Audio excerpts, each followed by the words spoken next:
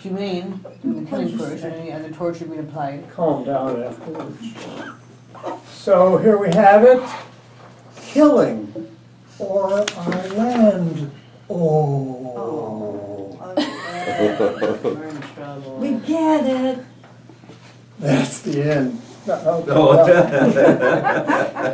The best part. The factory farms raise the roof with odors, and the crop fertilizer and manure alter the normal water purity and aquatic vegetation. Those farmers are in the business to kill. Exterminators make life more pleasant to those humans annoyed by insects. The insects are not herded to safety. They are poisoned and killed. Hunters are part-time killers. They find a lifestyle in being the predator, stalking for food. It is noble to be praised and honored. National politicians lean to militarism. There are current and future enemies to distrust and to defend against. Killing seems not their last most remote option. They fund an army with the job to kill. Second Amendment adherents take it as the basis of our national life. Being ready to kill comes first. It gives a purpose to their life. The unhappy, the maladjusted, the sad, the dispossessed look for answers. There is an urge to act. An NRA gun is clear and simple. Lonely are the Hindus, vegetarians, pacifists and peaceniks, the Giffords and the Bradys, the empathic and the tender. Does readiness to kill make the point of being alive these days for many of us? Wow. Well, Oh, the killing was raging. Oh, boy. about memories within our family, and that we need to write them down, or we may find that we have forgotten them.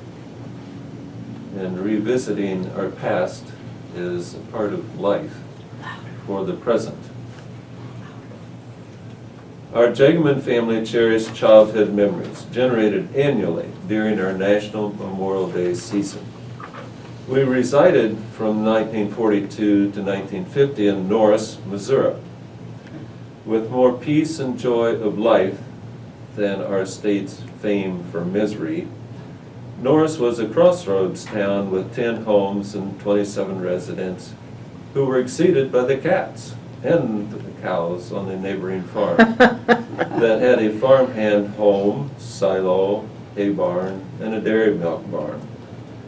We resided in a 2-bedroom cottage at the crossroads intersection of this little village that had a combined filling station and general store that served as our parents' evening chat center at the store's stove after they had completed their weekly shopping. The store lawn served as a dusk playground for us kids, where we played frisbee with discarded gallon bucket lids.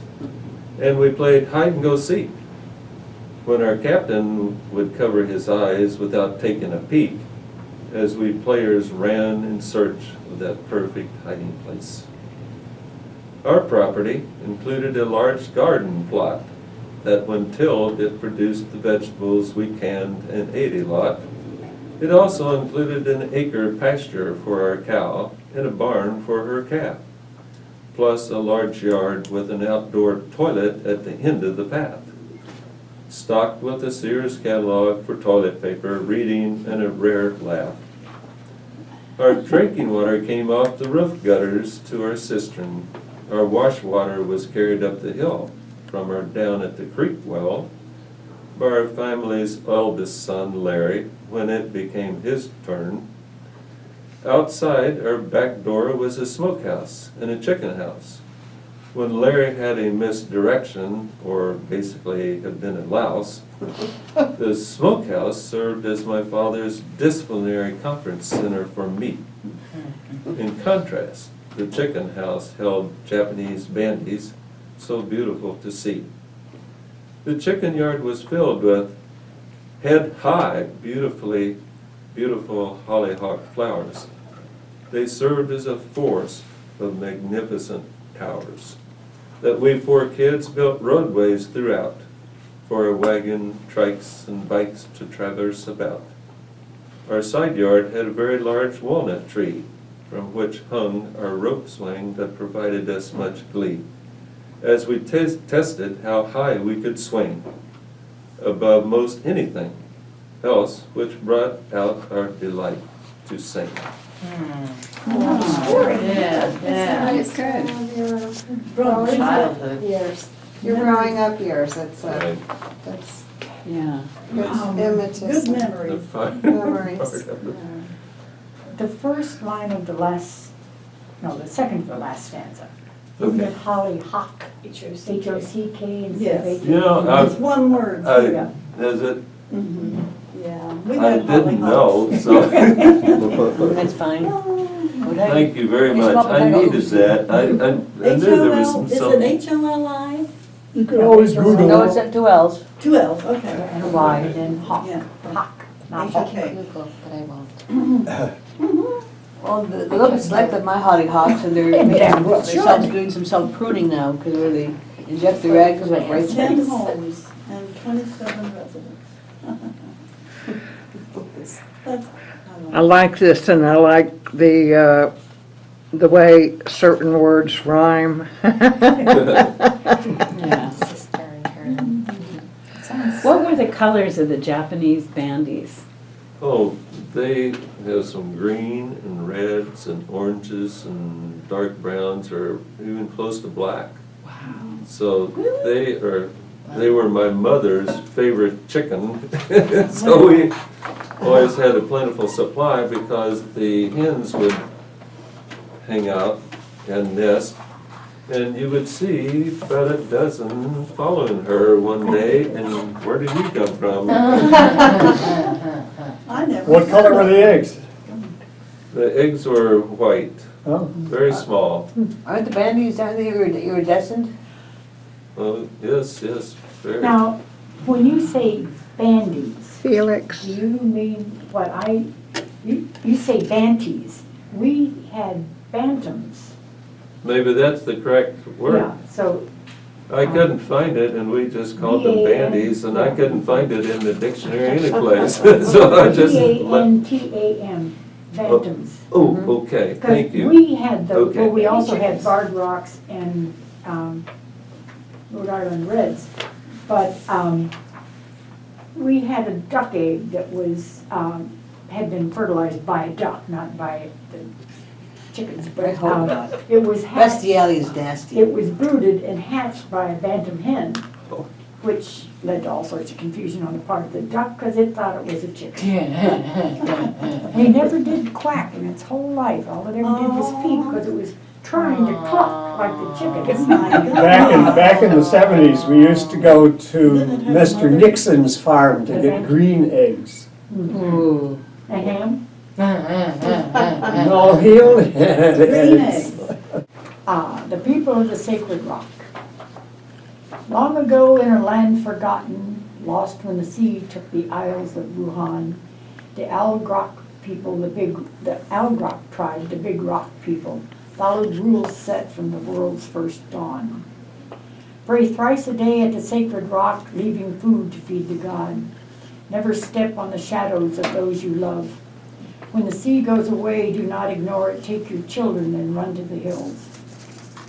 The rules were many, and most were strict, and folks who complained they did not make sense lived away in a life of ease. The groups were divided by a cultural fence. A man must never look inside his hat. Keep seaworthy boats at the Sacred Rock, stocked with water and travel food. The sea god will rise when paddlebirds flee their nests in the Vorley trees. Leagues away, far deep in the sea god shifted the inky floor, pushed one slab up, let another fall. The resultant wave then rushed for shore. A steady star hangs in the north, steer by it if adrift at sea. The green smoke signals peril upon the land. Do not eat the fruit of the Vorley tree unless you boil it with diblaw root. moving twice the speed of the moochly cats, faster than even kir falcons fly. The wave crossed the ocean, a silent threat under a deceptively innocent sky. Keep green smoke bonfires ready to blaze. No woman should wed more than 2 men at a time. Polyandry, great. Let the gods chide those who ignore the rules. The petalbirds, loud in the burley trees, with shocking suddenness took to the sky in their thousands, abandoning their new-made nests and filling the air with their wailing cry. Step from the house with the right foot first. Choose health of the land over health of your purse. Teach your children the rules of life. When clam diggers noticed the ebbing wave pulled back from the shore and did not return, they screamed for their families and set the warning green smoke fire to burn. Save lives, not goods, in danger's path. Paint the doors of your houses blue. The gods are deaf to last-minute prayers. In strict obedience to the ancient rules, the Algrok tribe, all kith and kin, ran for the sacred rock on the hill when the sea god's mighty tsunami rolled in. Do not dance under a waning moon. What's lost is lost. Don't dwell in grief. Whatever your age, your elders know more than you do.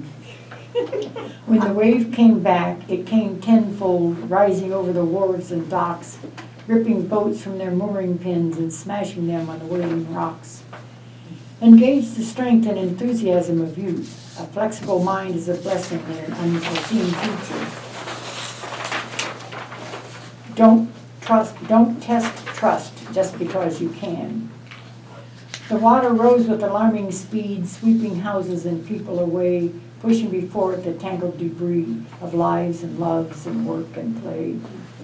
No one is infallible. Choose your leaders by integrity, not gender. Sex is a gift, enjoy it wisely, but not in excess.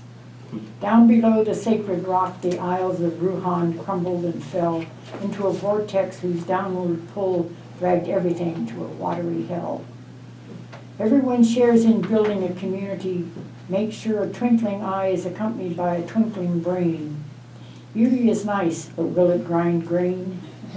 The Algrok boarded their sea-sound boats, safe as the sacred rock washed from sight, but stunned and dismayed on the trackless sea, till the stars promised beckoned at night. Oh, wow. Yeah. Is that called an elegy? Patricia, what is the background? Where did this cultural information come from? My head. It's all imaginary? Yeah, there are. Must be a past life experience. You talk about me.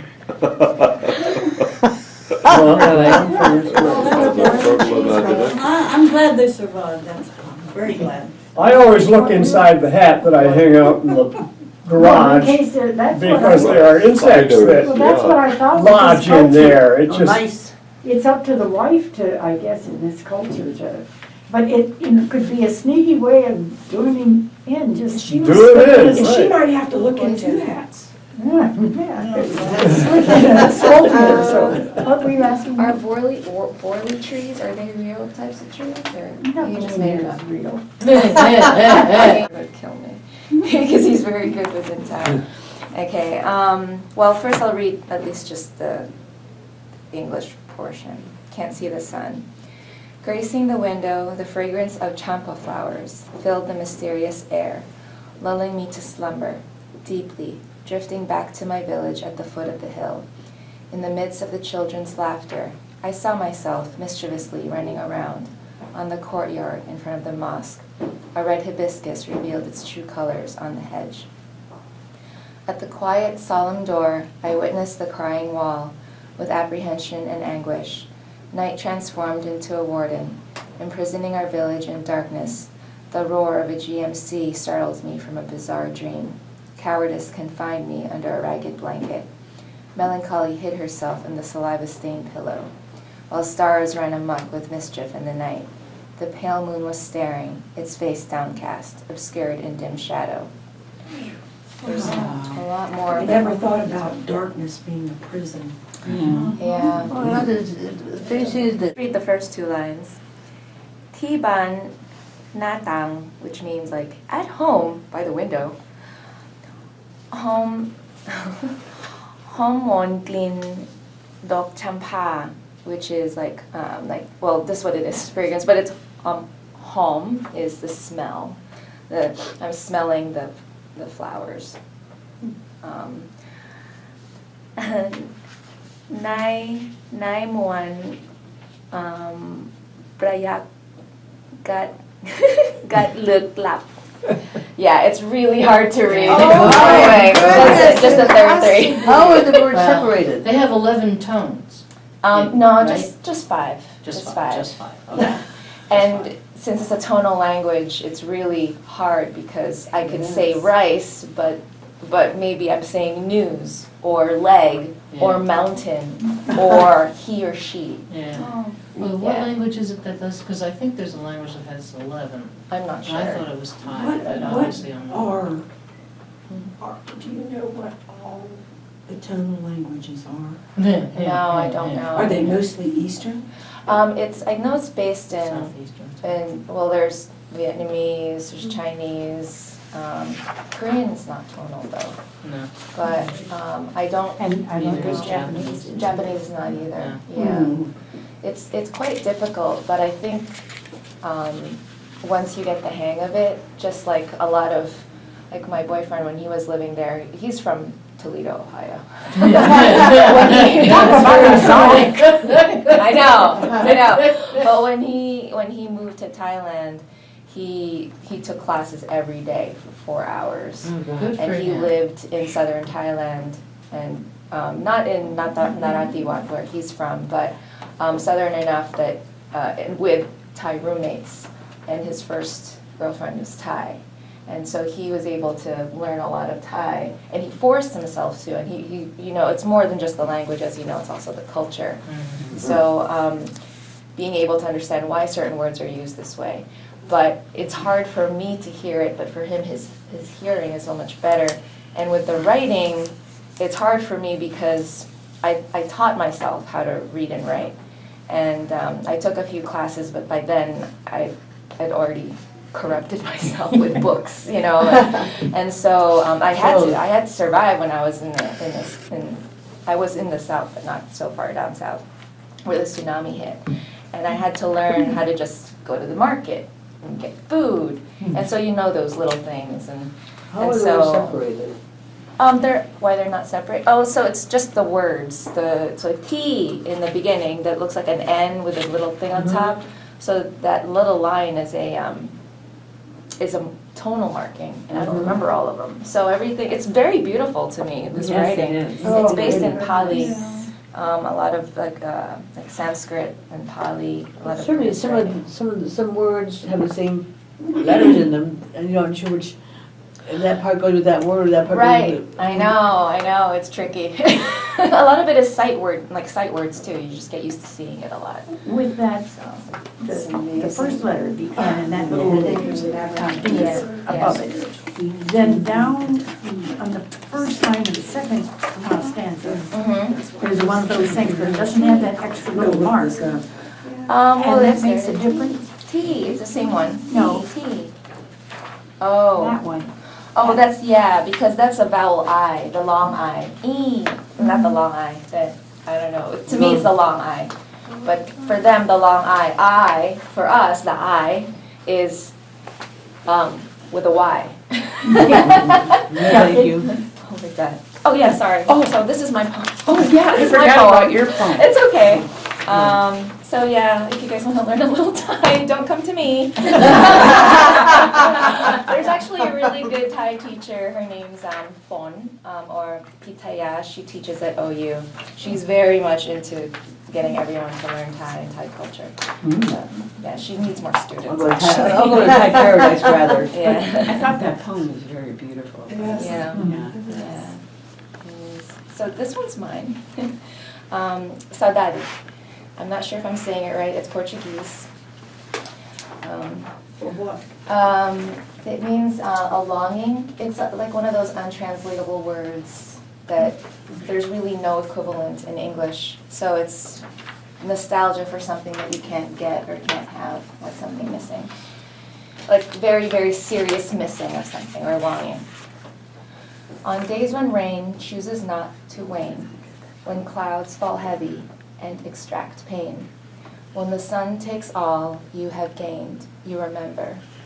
Days when those drops dampen not but bathe, you remember. Days when those clouds cover not but save, you remember. When that sun burns not but aids in keeping close, so memories fade not but stay with you always. So I wrote this because I'm gonna miss you guys. So it's dedicated to you guys. It's a beautiful You don't poem. want you to leave. No, I'll be around. I'm still gonna be in. It's summertime in Chicago, time for riding bikes down West Sunnyside, then south to Logan Square.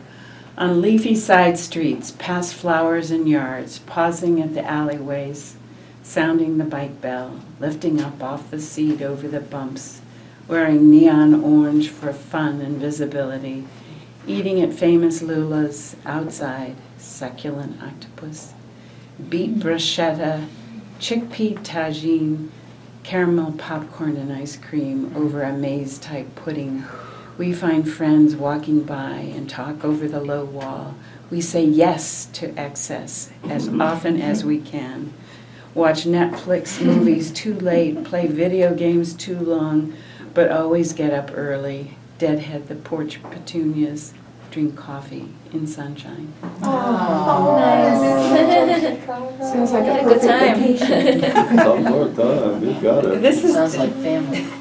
This is to belie the fact that we were working like dogs, packing up an entire household and then cleaning so that we could get the house ready to be shown, to be sold. But in between, we had these idyllic summer moments, and I just wanted to capture the good parts. Well, you certainly This is did. you and your son? And that bicycle ride included my 10-year-old grandson Wyatt. Aw. Yeah, he was the one who ordered the octopus. Did you try it? It takes after his Did he dad. Did they like it? Oh, he loved it. He loved it. How many copies do we have coming? Do you not, I've got some more Have here. more, we need More more. coming the other way, too. I'd like to, but it doesn't. Good paper. We need at least three more. I'll send this to Kate. Three more. Okay, we got 3 more. Okay, here, take. So pass them down. That's okay, we'll get it. Wrong words. And I started off by misspelling something in the title, Uh-oh. I think. How do you spell wart? Like that. I don't know what you're talking did about. fine. The healing Huh? or the If it's healing? a plant, Yeah, the young and yeah, if it's a Right. plant, it's an O, and if Do you it's think- on the thing on your arm, it's an A. Yeah. So if it's a plant, it's an O. Oh, If I it's don't know. a thing on your Yeah. arm or whatever, it's an A. So Oh, what is okay, it well, supposed to be? I don't know I what think it's this supposed to be is. an A. This is correct. Yeah. Hogwarts. The worrywart. Who am I writing this? What am I doing and why? Where is my mind focused? What is my mind? How do I deal with randomness? Confabulation's the great sanity savior. There's cause and effect only if you're not watching it. If that tree is conscious, what is it doing? If I am conscious, what should I do? And who, pray tell, are you? Yay, Nan. Did it again. You did it again, exactly. Yeah, pulled it off. I know. Fabulous. I have many of those questions as well. I like the idea, if I am conscious, what do I do? What sort of confabulation do you typically indulge in to save your sanity? Huh? Pardon? What sort of confabulation do you usually indulge in order to save your sanity?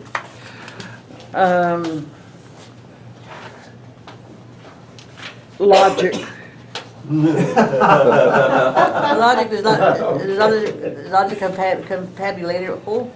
Pardon? Is logic confabulatable though? Is logic confabulatable though? Oh, I'm afraid so. Is it Ruth? The witch is dead. Ding dong. This is extra. That's his bad. Extra? All right, my turn. Huh? Everybody got one? Well, as some of you know, I have been having an encounter with serious illness, which has kept me away from our group, and I've missed you all. We missed you. And I have, I have leukemia. I have, but if you're gonna get leukemia, I have the kind you want. I have a one that is treatable with a new pill. It used to be a lethal diagnosis. But now there's a magic pill that makes it a chronic illness. So I have to take a pill every day for the rest of my life, and that should control it. So, Well, you can but control your anyway, own mortality then. It's sort of interesting conundrum. say it again? You can control your own mortality. It's sort of an interesting conundrum. Yes, it is indeed.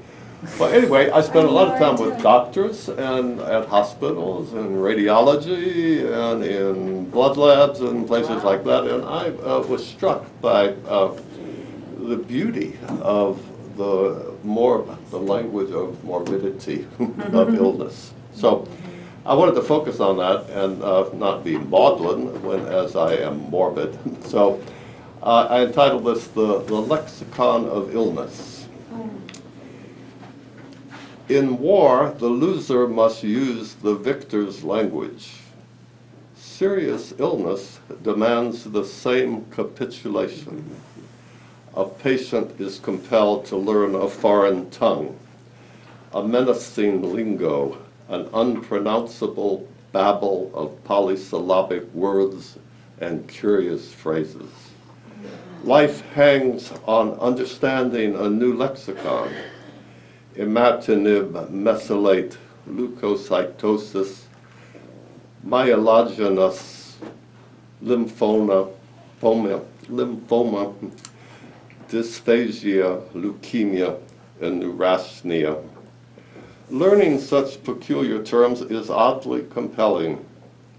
Forthright words like cancer are rarely heard. Lethal reality is obfuscated by medical jargon. Frost wondered if the world would end by fire or ice. Those facing death think this an idle question. The sick admit timor mortis conturbat me.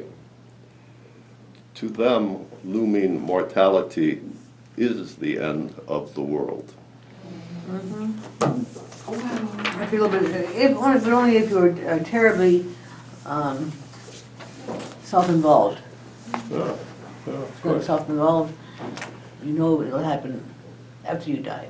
We don't really want to face that. Well, That's subjective. serious illness puts you in touch with your mortality. And death is very highly subjective though, too. Of course. But anyway, there's a compelling beauty, actually, and a kind of an obscene fascination and compulsion to learn all this new language. And your life depends on it, so you've got a high motivation to learn it. But at first, it's just gibberish. What the devil are they telling me?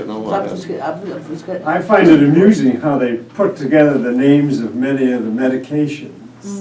Yes, They yeah. have obscure Latin associations or something like that, but there's a certain amount of entertainment or creativity or something involved. And it's interesting how the personnel, the nurses, et cetera, pick up so quickly and can speak the language and know and recognize the names of these obscure Yeah, drugs. it's a curious human dynamic when, because almost no one wants to use the dread words like cancer or death, or morbidity. They talk around it, and I think the jargon helps to disguise those more gruesome realities. So. More syllables. It's helpful to have more syllables. Yeah, well, I think so. I think so. But you know, at first it's really confusing because someone says, "Well, you've got leukocytosis," and I said, "I have what?" How much does that I cost? don't want that. That's what I'm gonna ask you. No, thank you. Tell the doctor, hold on, I need a definition. No, you know, And before long, magically, you learn the language. so that You first never boy were another- aspect. You know, So I this is I say that. good for you for writing about this, you Oh, know, that's and I good. hope you write more about it too, because it is kind of like the taboo subject, Sure. you know. And although we all intellectually know nobody leaves this life alive. None of us gonna get out of it alive, right? Right, yeah, so. Well, Well, thank you for that's saying just a that. common concept. Individually, we know it will end with us and we will live forever. Yeah, well, that idea of I'm living looking at- forever is, you're right, it's subjective, how you view death, your religious background has a lot to do with it, or what, or not, you know, whatever you go by, Genetically, we never die. because our cells continue on in other forms. Or we reproduce, we come from a family that's reproduced. But if Oh. we don't have children, then we do die. No, but if you have relatives that have kids, Yeah. Yeah, but they are my relatives' kids, they're not mine. but you still share genes with them, so your genes do. My genes don't fit them and theirs don't fit me. Well, then you're gonna die and just be gone. Very funny, very funny. Okay, how many trophic levels? With apologies to Bob Dylan and Richard Bach. How many trophic levels must the locust fill before you can call him a bug? I'm not gonna sing it because I can't sing. Consumed by birds, mammals, and reptiles, even after a reproductive endeavor, death, and bacterial deracination. History filled with import, cultural obliteration, and biblical annihilation. All these occurrences presaging an evolutionary leap of amazing complexity, a marvelous weaving of epigenetic forces, a long-delayed series of metamorphoses, so many trepidations, cullings, change in form can be chancy, opening to new predations. A vampiric life, consuming only the lifeblood of plants. No solid food ever, just an eternal diet of bugs and breakfast or revivifying meals for old bugs. So there. Did the cicadas spur this? I've enjoyed them. I prefer the sound they're humming to the sound of people or cars. And my chicken loves them. And my dogs love them. We lost one of my dogs last Friday. But he would range the pastures, gobbling them up. So we don't think it causes death at all, but my mom dug his hole. And we're not going to say to her, for God's sake, Mom, stop it. You can do it. I'll do it later. He said, no, I'm going to do it. And she did it, and she's not dead yet. She did her own grave. She probably needed to. Did she like the dog? Oh, yeah. Well, He was a nice dog. It was cathartic for her to give the grave. Now, would you mind if somebody reread this poem slowly? I did it do too fast. Yeah, it. For you, you actually slowed down. Oh, dear. Let Robin. me try one. No, not you, somebody Okay, else. okay. Not you? Sen? You? You read it. You were being stinky about it, so you do it. Yeah. I just want you to hear it. Okay. How many trophic levels? Okay. With apologies to Bob Dylan and Richard Bach. How many trophic levels must the locust fill Before you can call him a bug, consumed by birds, mammals, and reptiles, and even after a reproductive endeavor, death, and a bacterial deracination, a history filled with import, cultural obliteration, biblical annihilation. All these occurrences presaging such an evolutionary leap of amazing complexity, a marvelous interweaving of epigenetic forces, a long-delayed series of metamorphoses. So many trepidatious cullings, changes in form can be chancy, openings to new predations, a vampiric life consuming only the lifeblood of plants.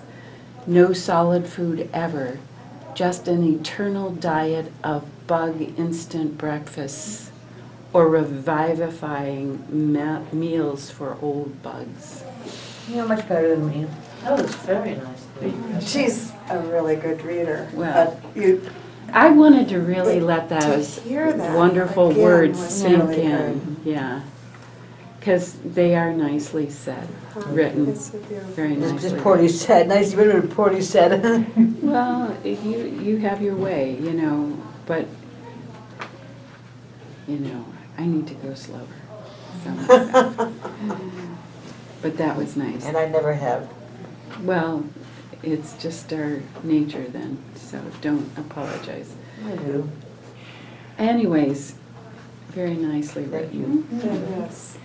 Chris, would you mind moving back just a little bit when Robin reads? Of course. I can not see her. Right? Thank you. I don't have quite enough papers, so. We'll share, don't worry. All right.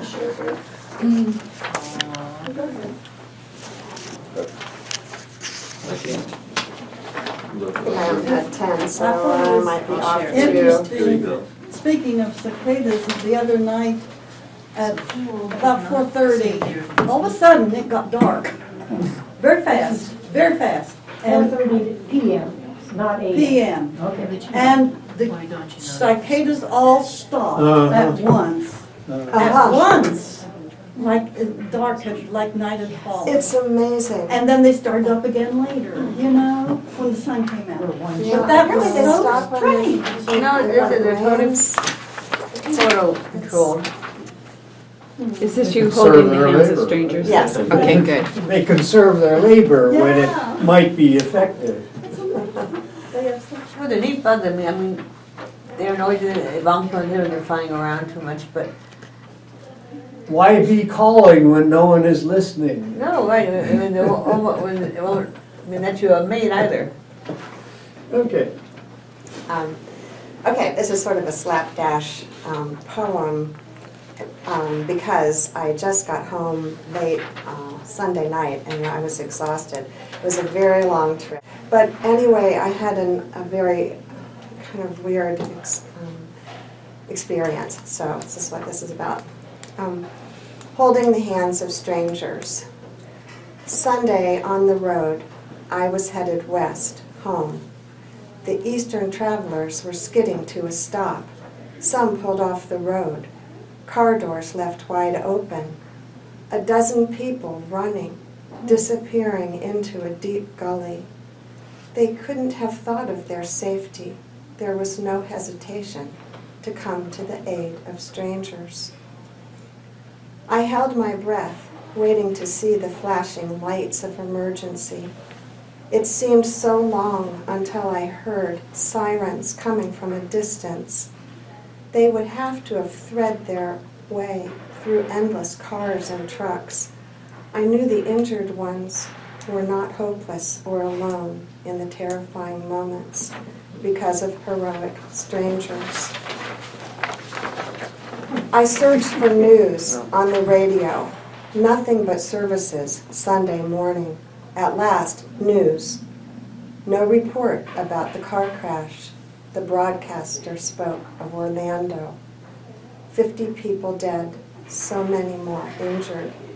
People lined up outside the hospitals, waiting for hours, offering blood, sharing tears, doing what they could, holding the hands of strangers. That was really It was just such a shock to me because I wanted to know what was happening to these people that went off the road. It looked so devastating. And then right there, there was like no news until that time. I was on 68 coming toward Parkersburg, but way before that, like Cumberland. And I just got the news, and that's what happened, and it was just like, So did your friend ever happen to happen to cause that, what happened to that? no, I haven't found it. That was very touching. Yeah. Really. I wonder, is this an aspect of contemporary civilization that we have to get used to? Is it a change from some other time? 100 years ago, someone got their arm chopped off in a farm machine, or, you know, someone fell off the barn roof or whatever. There were not these kinds of mass fatalities No. facilitated by the machinery of the contemporary times. You know, whether we're talking about high-speed automobiles or AR-15s or whatever it is. This is a contemporary industrialized world. And often even those accidents you mentioned would result in a death rather than living through it and some sort of maybe lifelong disability, but not death anyway. Oh, very good. It's a time, yeah. Yeah, I felt it got in color. I have two poems, and one actually came from this Bill Moyer's Going Around with Words. But I copied it off of the internet so I could make everybody a copy. And it's a Jane Hirschfield poem. Anybody familiar with Jane Hirschfield? I've heard. Yes. Yeah. No, it's fine. Look, got it?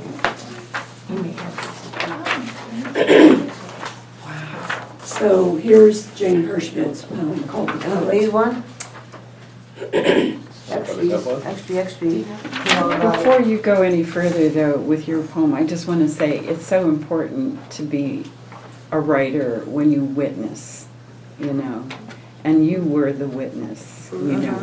You couldn't even find out what was going on, but you saw the people helping. Yeah, I think that's real important that you wrote about that. It's really touching. Well, it's often you're forced to write. You're forced to bear witness. Yeah. You almost don't want to see Word in the stuff, Cathedral. but, yeah. Just Eliot. You're forced to bear witnesses. I've never seen that many people just throwing open their doors and running. Uh-huh. I mean, it was just amazing. Wow. And it's in a place where it was pretty far that an ambulance could come from either way, and it took a long time to hear that sound. I kept waiting for it. Were you caught in traffic though? Were you caught in the traffic of I was going west, and it was they were. Okay. But did the east. traffic on your side stop? No, Just on the other side. just the other side. So why, when you said it took so long to hear the sirens? did you- Because I was heading west, Away. and I knew that So they you were should coming be coming, and Yeah. it took a long So now you're time. coming in the And then other I could direction. still see, and by then there was so much traffic miles away that getting through there, I could hardly imagine how they were gonna do it. It amazes me, and I'm really. It's mountainous, and you can't just I'm get on really the. sort of Connie. impressed by the way Do you have people, an extra? I asked. when Oh, sorry. an emergency vehicle is coming, and the way the traffic will just so obediently move to Yeah. the right as we, just sometimes you have to go to the left because they take it so. But this is like a big gully going one side, and like a hill going up. It was I knew it declined, I'm sorry. difficult. Oh, you I did didn't grab it, I pulled up two with the van and I tried to think for myself. I was a selfless person. Okay. Thank you. So this is a poem from Jane Hirschfield, and she was actually inspired to write this. She was in Lake Como in Italy, in the mountains, in an old, very old villa. The Poet. She is working now in a room not unlike this one, the one where I write or you read. Her table is covered with paper. The light of the lamp would be tempered by a shade, where the bulb's single harshness might dissolve, but it is not. She has taken it off. Her poems, I will never know them, though they are the ones I need, they are the ones I most need. Even the alphabet she writes in, I cannot decipher. Her chair. Let us imagine whether it is leather or canvas, vinyl or wicker. Let her have a chair, her shadeless lamp, the table. Let one or two she loves be in the next room. Let the door be closed, the sleeping ones healthy. Let her have time and silence, enough paper to make mistakes and go on. I love that last.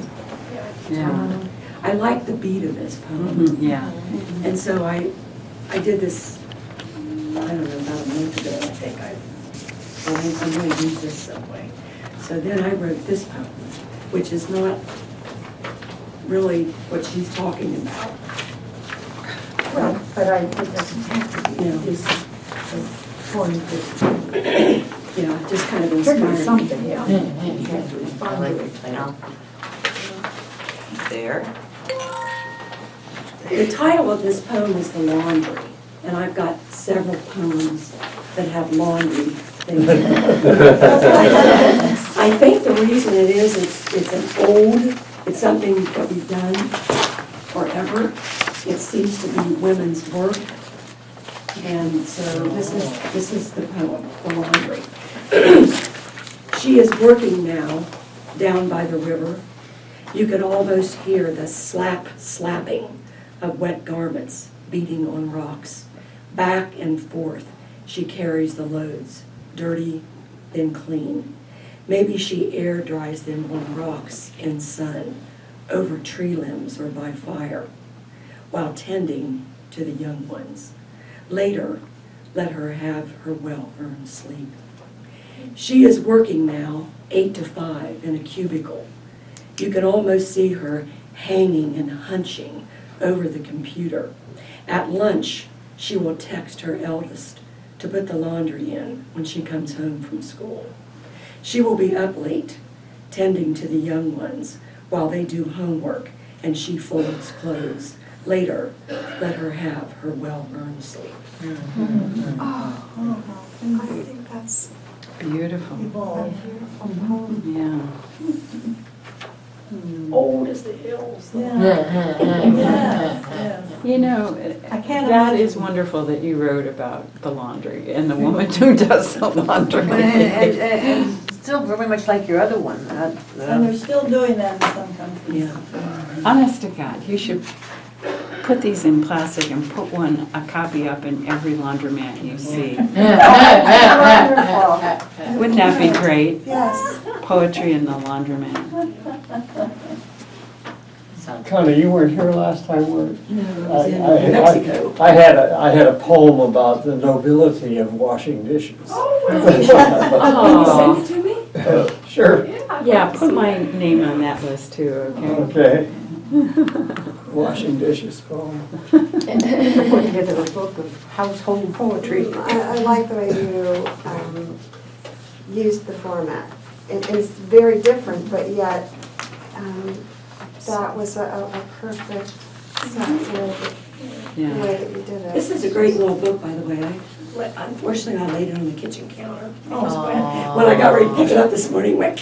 But I picked this up at Half Price Books, and it's one of Bill Moyer's collections where he interviews other poets. And, he has and Jane Hirschfield is one of the poets. Yeah, he interviews them at, The Dodge Poetry. yeah. I've got another one of his, but I just fell upon this one at a used bookstore. So.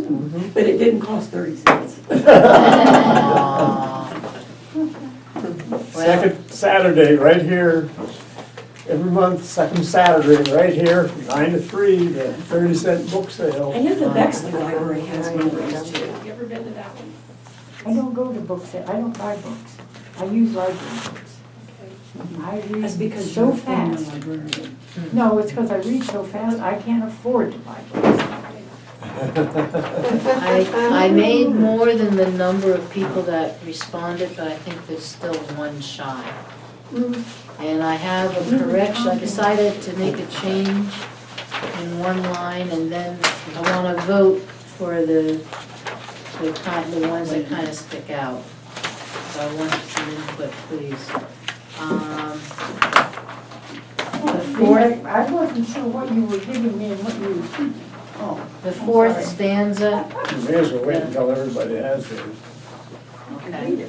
Yeah, the fourth stanza where it says, let's hope for some, I want to change that to runs home or home run, or home runs.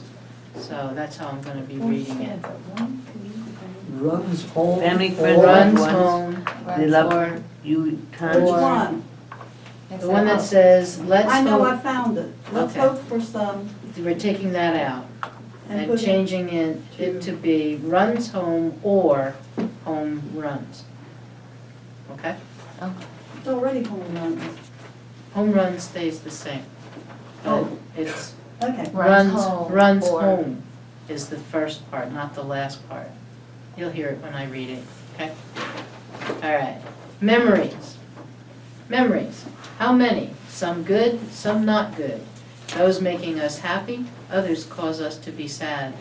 Thankfully, we can choose those that make us glad. What does our mind do? Make them into soul food? What is your earliest memory? Hopefully, it is one that's happy. Sights, smells, people, activity. Bring these thoughts into captivity. Exactly what does one recall? Was there a doll, call, ball, fall? Did someone cause a brawl? Did it make you want to bawl? Family, friends, loved ones. Did they love you tons, or did they cause the runs? Oh dear. Runs home or home runs. Staring and tearing, comparing, declaring, despairing, repairing. And this is where I'd like the input. Either overbearing, uncaring, or overbearing, caring. Daring and sharing, and then caring and loving, or uncaring, loving. Memories, where do they take us?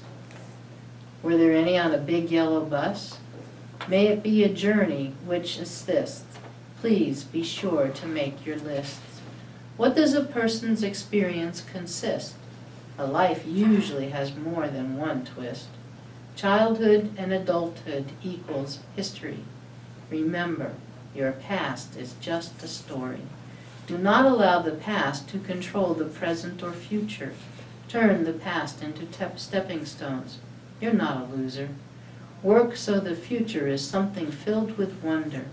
Dare, care, flare, tender, discover, splendor.